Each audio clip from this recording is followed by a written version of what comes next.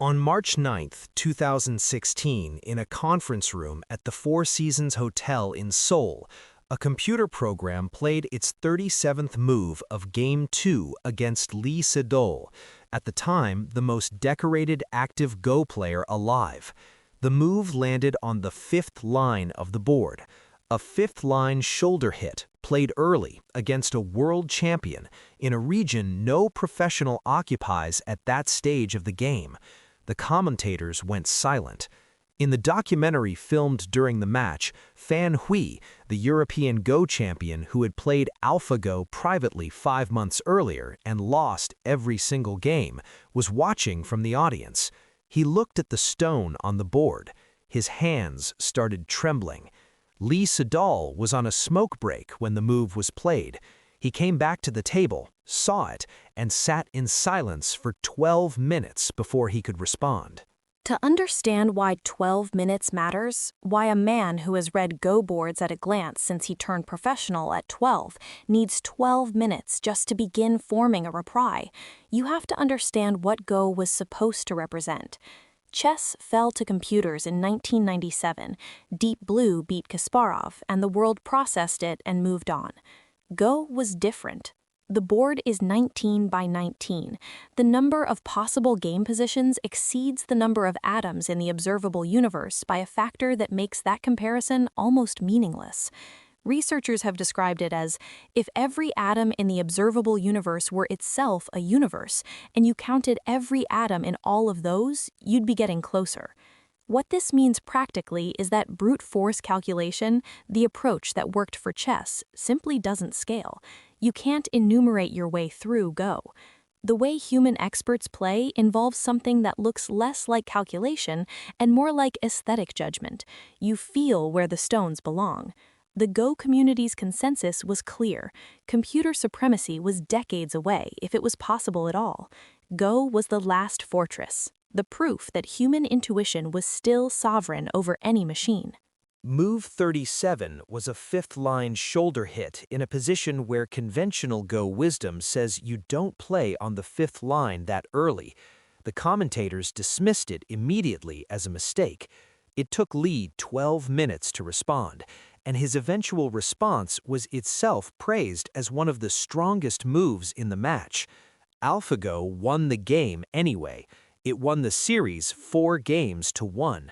The program had trained on 30 million positions from human games, then improved by playing itself millions of times more through reinforcement learning. No human teacher, just the outcome of each game as signal.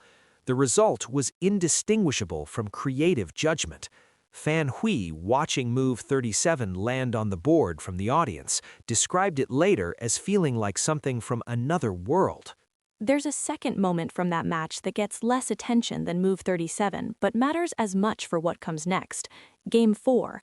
Lee Sedol played his own impossible move, Move 78, a wedge in the center of the board. AlphaGo's evaluation function had assigned that specific move a probability of 1 in 10,000, the odds that any human would find it. The algorithm had deemed certain sequences irrelevant and simply hadn't evaluated them. Move 78 drove straight through that gap. AlphaGo's confidence reportedly plummeted from near certainty to something approaching random thrashing. It didn't understand what had happened to it. The audience erupted. Lee Sedol won Game 4. It remains the only recorded game AlphaGo ever lost to a human being in a formal match. Which means the same match, the same week, produced both of those things. A machine that played a move so original that a world champion needed 12 minutes just to process it, and a machine that completely collapsed when a human found the one crack in its search process, the sequences it had simply decided to ignore. Both of those facts are true, and both of them will matter for everything that comes after this. To understand how AlphaGo existed at all, you have to go back 2 years, January 26, 2014. Google announced it had acquired a London-based artificial intelligence company called DeepMind for approximately £400 million, roughly $650 million at the exchange rate of the time. And the thing you notice immediately when you look at what Google actually bought, DeepMind had no product, no revenue, no commercial application. What it had was roughly 75 people, about 30 of them PhDs specifically in deep learning, and a research agenda built around one central idea. You can train a system not by showing it labeled examples of correct answers, but by rewarding it for good outcomes and letting it discover the rest. Reinforcement learning. Give the machine the rules and the score. Let it figure out how to win. Their most notable published work at the time of the acquisition was a neural network that had taught itself to play Atari 2600 Breakout without anyone telling it the rules. You gave it the screen pixels and the score. That was the entirety of the input. Everything else it derived through play, through millions of iterations of trying things and observing what happened. The system started with nothing, playing randomly, and ended up discovering strategies that expert human players used, without ever having been told those strategies existed. DeepMind hadn't solved anything commercially, but what they demonstrated was a different kind of machine, one that learns from interaction rather than instruction. And DeepMind had Demis Hassabis, chess prodigy rated 2300 by age 13. Then a game designer, building the kind of complex simulation systems that required him to think carefully about how agents learn and adapt inside environments. Then a neuroscience PhD at University College London, studying the structures in the brain that support memory and imagination. The combination of competitive gaming intuition, systems design, and cognitive neuroscience in a single founder was unusual enough that when DeepMind went to market, multiple major technology companies wanted it. Mark Zuckerberg reportedly flew to London personally to make a pitch. Hassabis chose Google. But he chose Google with conditions. Before signing the acquisition agreement, Hassabis insisted that Google establish an independent ethics board with authority over how DeepMind's AI research would be used. This was reported at the time by The Information that DeepMind required the board's establishment as a precondition of the deal. Google agreed, the board was announced, its membership was never disclosed publicly. By 2019, reporting by multiple outlets indicated the board had either never properly convened or had been quietly dissolved. The governance structure that was the stated price of the acquisition had vanished. It's worth pausing on what Hassabis was actually asking for, because it wasn't vague. He wasn't asking for a commitment to responsible development in the abstract. He was asking for a named board with real authority over deployment decisions, a structural check, not a philosophical one. That's specific. That's the kind of demand that signals genuine concern rather than PR positioning. And the fact that it disappeared, membership never disclosed, existence apparently ended within 5 years, tells you something durable about the lifespan of safety commitments made during acquisitions. The commitment got the deal done, the deal closed, the commitment dissolved. The cultural impact of the AlphaGo match did not fall evenly. In the United States and Europe, it registered as a significant AI milestone, serious coverage, genuine interest, processed as an important data point. In East Asia, it was something else entirely. The match was broadcast live on national television in South Korea. Go holds a weight in Korean culture that has no obvious Western equivalent. It is woven into education, into professional aspiration, into national identity in ways that chess never quite achieved anywhere. An estimated 60 million people in China watched portions of the coverage. After the series ended, the Korean Baduk Association awarded AlphaGo an honorary 9th Dan ranking, the highest level of professional certification in the sport, the designation reserved for the greatest players alive. A computer program received that designation. And Lee Sedol retired at 36. He had started playing professionally at 12. He had won 18 international titles.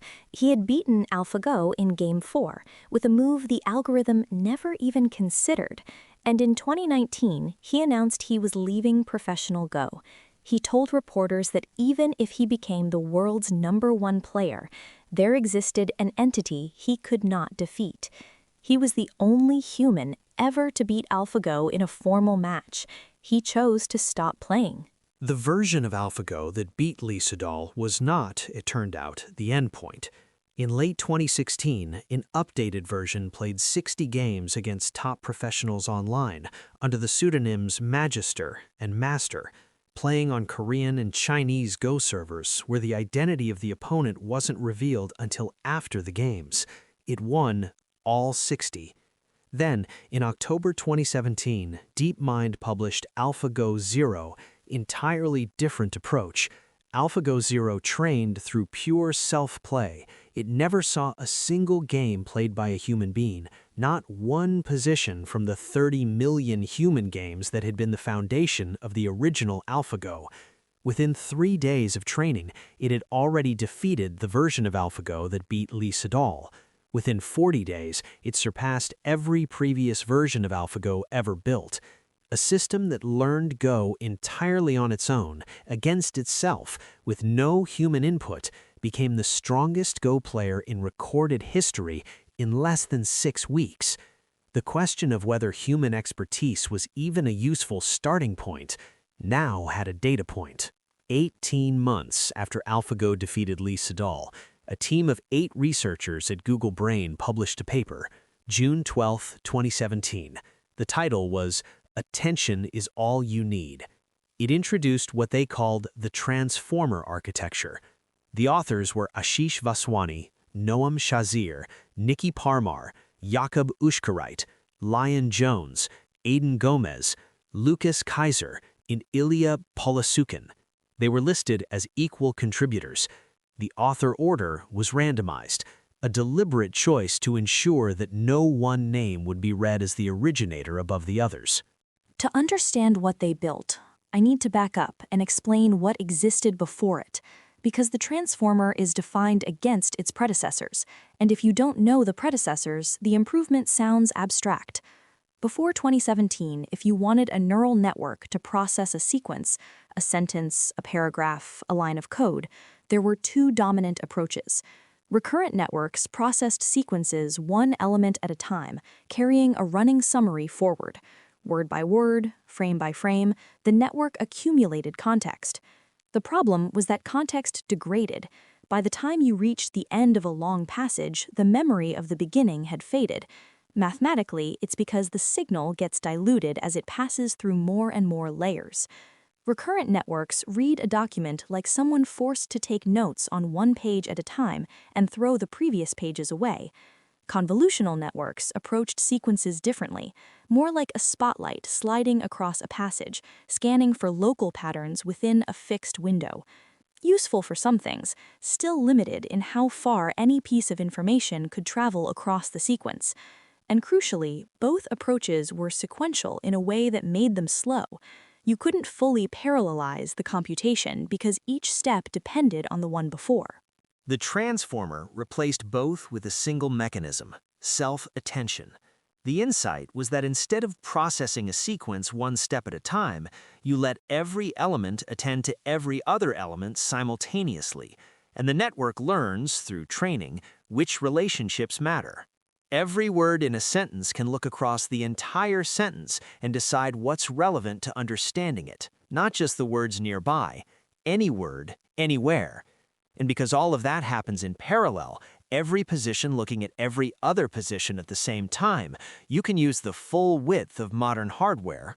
The training time on standard machine translation benchmarks dropped from weeks to days. The results were better. The compute was a fraction. The analogy I find most useful: a recurrent network reads text the way you would if you were only allowed to see one word at a time, had to hold your notes in your head, and had to discard earlier notes as you went. A convolutional network reads it like you're using a magnifying glass, seeing local details clearly but missing the long-range connections.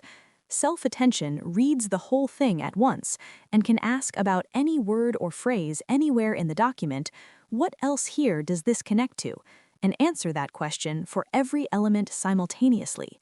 The quality of what you can learn from the same amount of data is fundamentally different.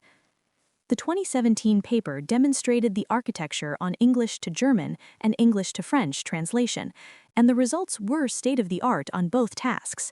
But the transformer's real significance wouldn't be visible from the paper alone. The paper showed it could do machine translation well.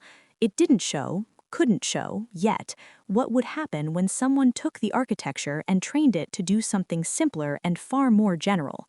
Predict the next word on everything at enormous scale.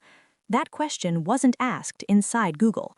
By the time it was asked, the people who built the transformer had already left. And that's the part that should be impossible to overlook, but somehow keeps getting overlooked anyway. Attention Is All You Need was not a front-page story. It was a conference paper, one of hundreds submitted to NeurIPS that year, the field's main venue, competing for attention alongside papers on image recognition, speech synthesis, reinforcement learning, robotics. The authors framed it modestly, a better way to do machine translation. That framing was accurate. It was also a complete understatement of what they'd built. The paradigm shift only became legible when someone else, outside Google, at a lab that hadn't existed when the paper was conceived, took the architecture and asked a different question entirely. By 2025, Attention Is All You Need had accumulated over 173,000 citations. The architecture underlies every major language model, every image generator, every code assistant developed in the decade that followed, and every one of the 8 people who wrote it had left Google before that significance fully registered. Noam Shazir co-founded Character.ai. Nikki Parmar and Ashish Vaswani co-founded Adept. Others dispersed across startups and rival labs. The paper was public, published, indexed, freely readable. The architecture belongs to anyone who understands it, but the team that built it was gone. We named this pattern in Act 1. The organizations that fund the breakthroughs never keep the people who make them. Dartmouth brought the researchers together and they scattered to build the field at other institutions. Sci-Far kept Hinton's network alive through 2 winters, and Google hired Hinton, but not permanently and not everyone. Here it is again, at a different scale. Google built the architecture that would define the next decade of artificial intelligence. Google published it. Google lost every person who wrote it before anyone fully understood what they'd made. The architecture walked out the front door, not because anyone stole it, because it was a paper. Anyone could read it, anyone could build with it, and the people who did weren't inside Google anymore. By mid-2017, the pieces were all on the board. DeepMind, working inside Google's corporate structure, had shown that reinforcement learning could produce something indistinguishable from creative brilliance, and something that collapsed completely when confronted with a move it had decided not to consider. The transformer had solved the parallelization problem that had bottlenecked every previous architecture for processing language, and a small nonprofit lab in San Francisco, founded just 2 years earlier with pledges totaling $1 billion, had already begun working with the architecture Google had published. The baton was moving fast. The GPT era was about to begin. Next, on how AI happened, the people who proved that scaling works walked out of OpenAI and started a safety company. Then they raised billions, outperformed GPT-4, and signed a $200 million contract with the Pentagon. Whether that's a contradiction or a conversion depends on when you think the lesson landed. I'm Caden. The Pulse Brief is every weekday, 10 minutes. AI, space, crypto, cybersecurity, what matters most today? Find it wherever you listen. How AI Happened is produced by Singularity Pulse Network. This series is for informational and educational purposes only. Historical accounts are sourced from published research, reporting, and public record. Some timelines are condensed for narrative clarity. Nothing in this series constitutes legal, financial, or technical advice. Views expressed are those of the hosts and do not represent the positions of any organization mentioned. For sources and corrections, visit singularitypulse.network.